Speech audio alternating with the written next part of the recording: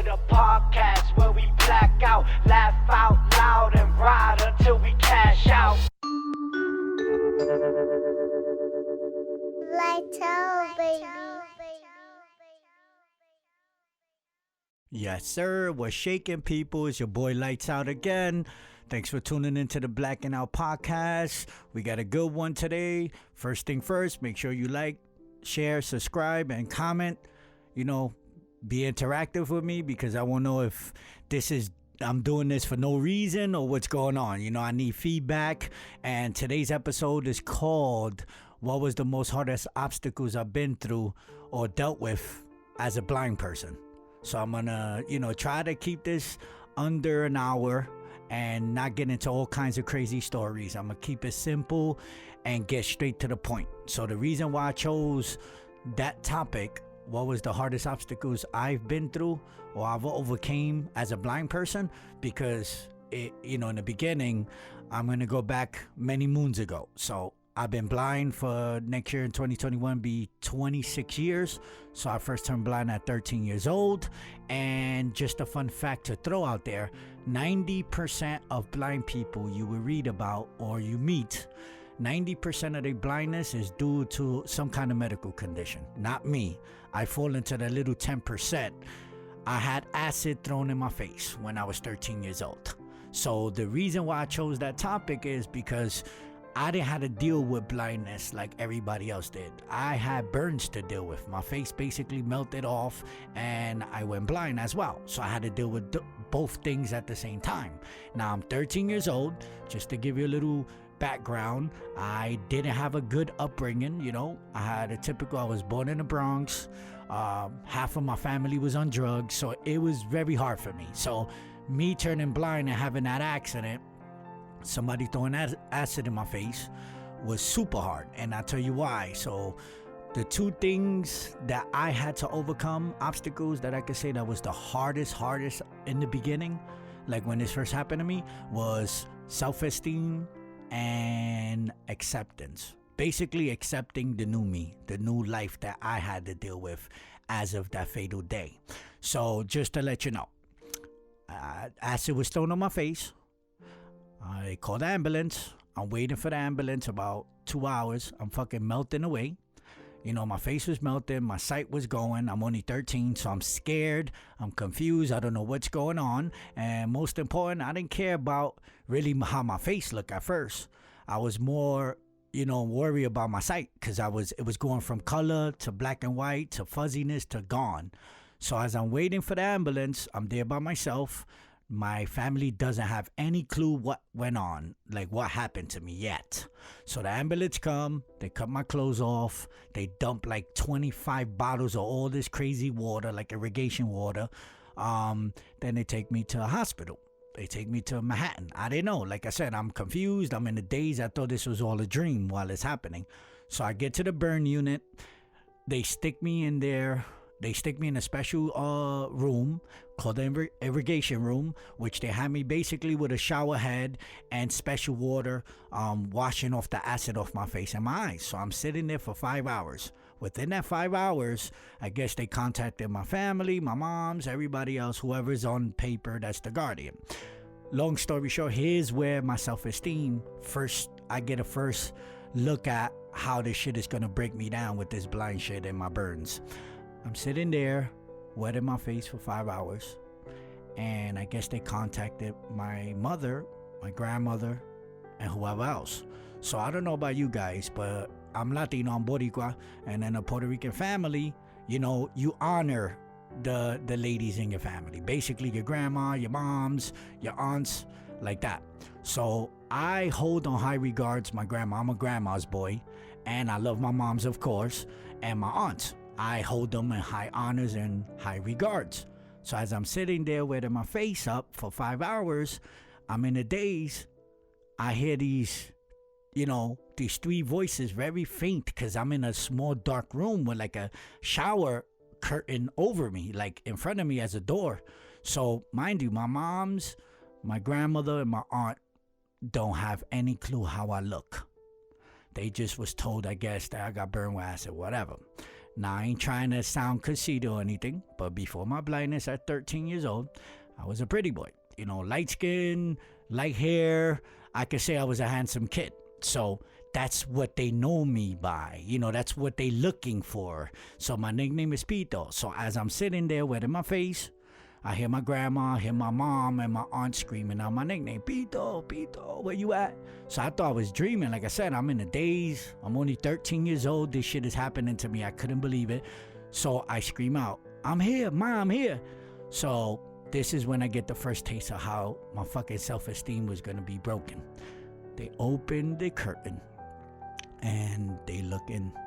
And when they see little Pito, 13-year-old pretty boy Pito, that was not the same face they used to seeing prior a couple of hours back. My mother faint, my aunt faint. They just do a big scream, like a gas, like a that is still to my soul. I felt that shit in my soul because I knew I didn't get to see my face yet because I'm more worried about my blindness, of me losing my sight. So I hear the pain and the cry and the gasp as they look at my face and see me burnt, like my face melted and my eyes, I guess, however, look. So like I said, I honor these three women, my aunt, my grandmother, and my mom. I love them to the death. Like, that's, you know, who I look up to and honor. And the shame and embarrassment and the pain that I felt after hearing my mom's open that curtain, whoever the hell did, and knowing that if I don't look the same, I'm not the same Pito as a couple of hours ago, that shit shook me to the core. To this day, sometimes I think about it and have my nightmares here and there, and I can still hear they cries like it was 1995 all over again. So that's why I chose my self-esteem and my acceptance as my biggest obstacles. Because one, you know, like I said, prior to this, I was a normal 13-year-old kid, you know, getting into mischiefs in the Bronx. I did everything. I was in sports, I drew graffiti, loved music, you know, very active kid. But I used those things to escape what was going on at home. You know, 90% of my family was drug addicts, so I didn't have a support system. You know, I basically raised myself, me and my little brother and shit. And it was hard. Like, it just crushed me because I'm like, damn, what's going on? Like, fuck, I'm worried about my blindness, me seeing again. Here I got the three women that I love so much, I honor, and I feel embarrassed to even show them my face. So my self-esteem right there was broken instantly because I'm like, damn. And then acceptance, like, from this day on, I have to accept that life would never be the same for Pito. Lights out. Life would be totally different. So, you know, fast forward a little bit. They leave me in the burn unit for 2 months, and the next morning, so I get my self-esteem broken that day, February 10th of 95. But mind you guys, I still haven't seen my face or how I look, because as soon as I got splashed with acid, the first thing I thought of was my eyes, because everything went from normal vision to black and white, fuzzy, and then I started losing it. So that next morning I woke up and I got to look at my face and saw that monster looking back at me, a reflection of that face that was not there a couple of hours ago. That shit fucked my soul up to this, you know, to this day. So I had to really put my big boy underwears on, switch from tighty whities to boxers, and realize that this is the new me now, looking in the mirror. This is who I am now. So self-esteem could really break you down if you don't have the willpower within yourself. It's a real thing. It's a real bad obstacle that a lot of people cannot overcome, even to this day, even grown-ups to this day, you understand?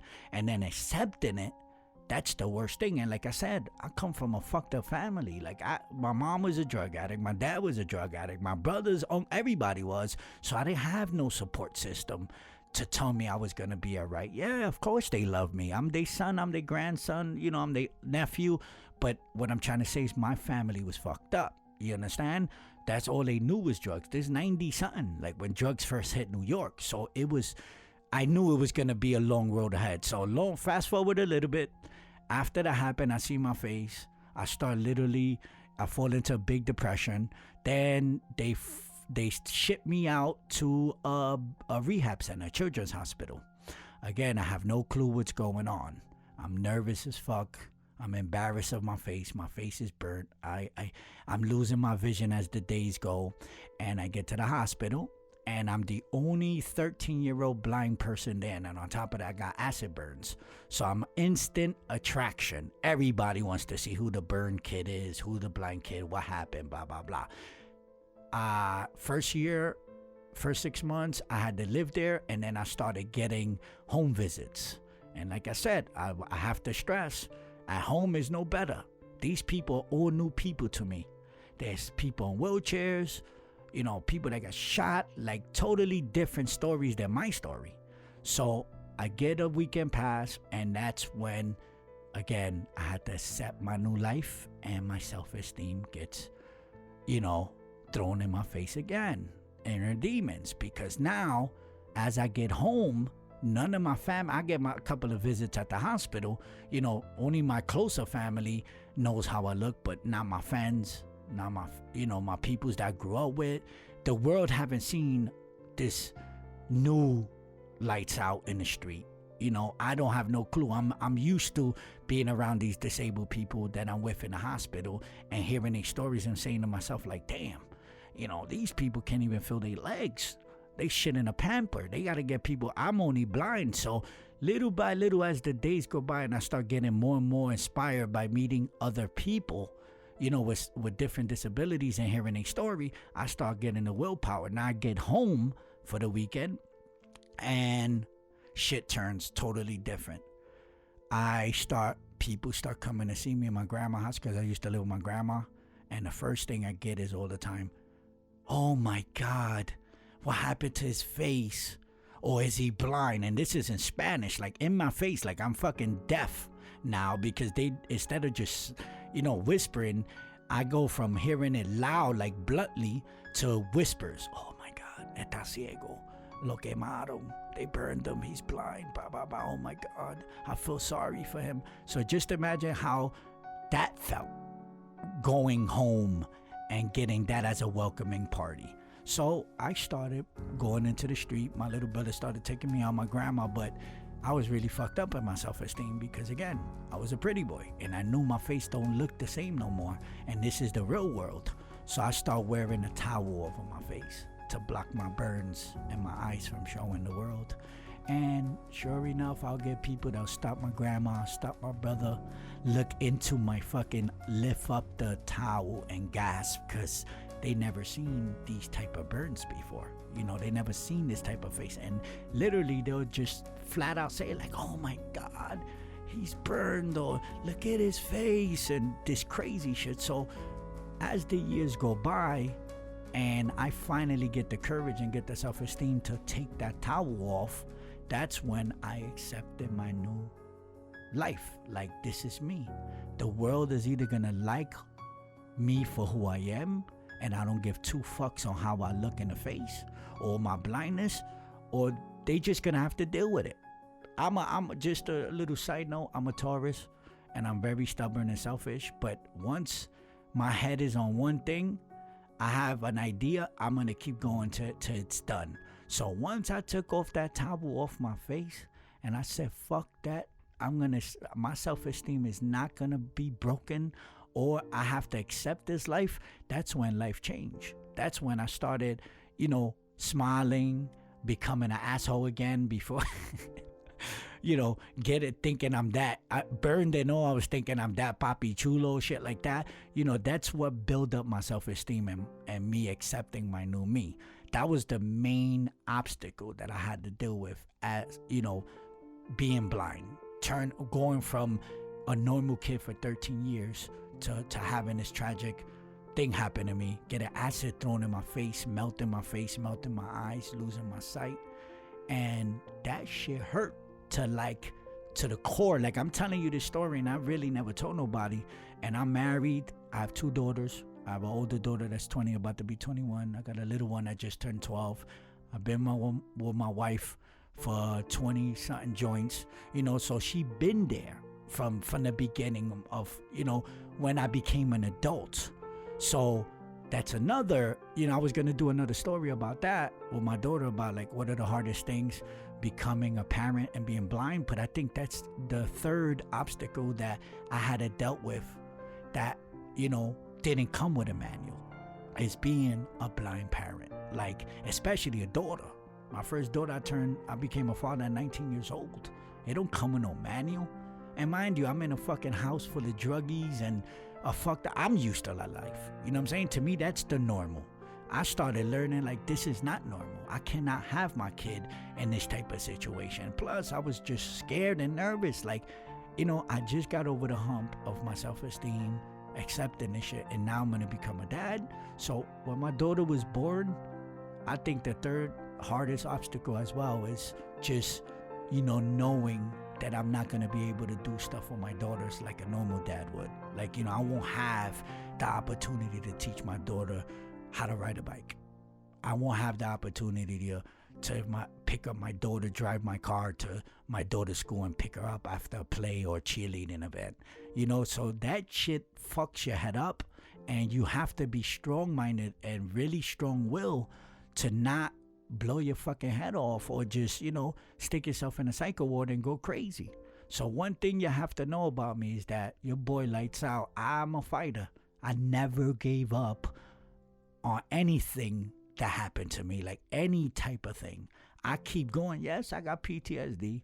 Yes, I have times that, even if it's been 26 years that I've been blind, that this should have come to me like flashbacks, and I hate myself, like, damn, why I had to, everybody goes through that when you go through a traumatic experience like that.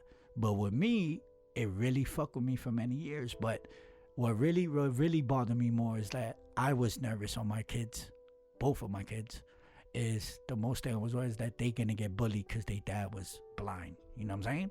But I'm not an average blind person. Like, I could be the most gangsterous, if that's a word, blind person you ever meet. Like, I don't use this blindness and throw it around and make excuses for myself. I get it.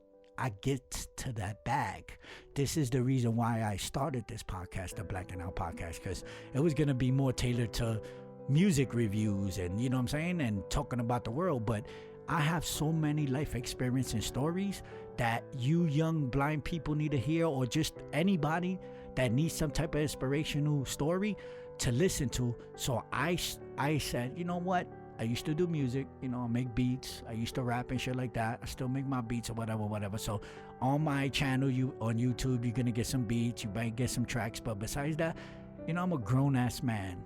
I need to use my life experience and share with the world so y'all can hear that if I did it and I maneuvered through the hardest times of my life, 90s, New York, poverty, drugs first hit New York, family drug infested, no type of support system. And here I am, as an adult with an adult kid, a preteen 12-year-old, been with my wife for so many years, married and together, and she always held me down. Like, come on, there's no excuses.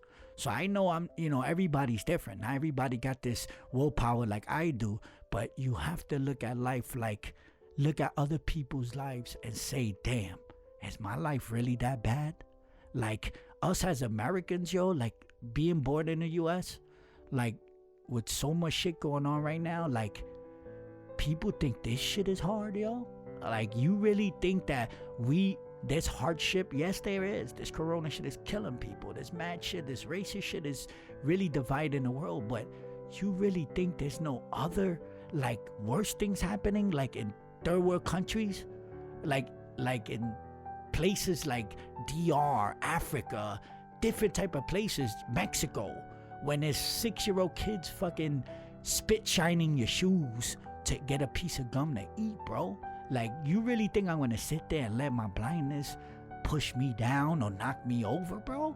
Never. I can never be like that. So the purpose of my channel and these stories is to give you motivation, to inspire you to keep moving on no matter what kind of traumatic shit you've been through in your life. Whether it's blindness, a disability, you've been shot, your parents died, a lot of shit. Like, I could go on and on for hours. I could make this episode 6 hours long because not only that, I lost my mother in 2007 and my best friend that was also blind in 2007. So just imagine, it was still fresh. I'm still learning this blind shit in the 2000s and not having a support system. That shit could have easily fucked me over. Yes, I got my demons. I was an asshole. My mind was still in the gutter. There was times I felt back because until I accepted the new life I had to live and know that I'm here for a reason, that I wasn't taken, my spirit, my soul is here for a purpose, to let the world know that if I did it and I could move on and I, accomplished everything I've done and got over the fucking obstacles like the ones I've mentioned, then you can as well.